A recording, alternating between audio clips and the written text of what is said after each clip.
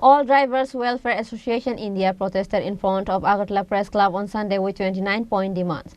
Also, the workers of the association said that the memorandum letter will be handed over to the central and state government. Among those demands are formation of National Driver Commission, State Driver Commission to provide justice to 22 crore drivers of the country. The National Drivers' Day is to be declared on 1st September by the government and the official calendar is required to mention it. Commercial drivers must undergo a full renewal process every 5 years. If a professional driver has been disabled in the past and due to an accident, the government will pay a compensation of 10 lakh rupees for his maintenance.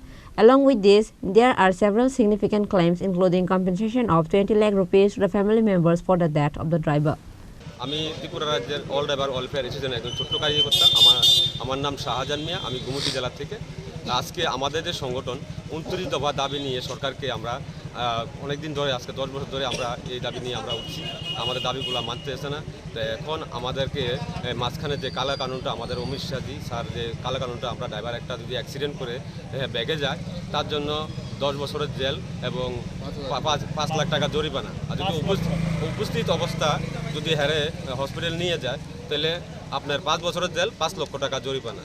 যদি আমরা টাকা না দেই তাহলে ভবিষ্যতে আমাদের বাড়ি সিজ হবে। এই নিয়ে আমরা আন্দোলন আমরা শুরু করছি। আমরা এই কালো আইন আমরা মানছি না। আর আমরা অল ড্রাইভার কল্যাণ সংঘ থেকে 29 দফা দাবি যে করছি। প্রথমে আমি সংক্ষেপে কিছু 29টা বলার মতন সম্ভব নয়।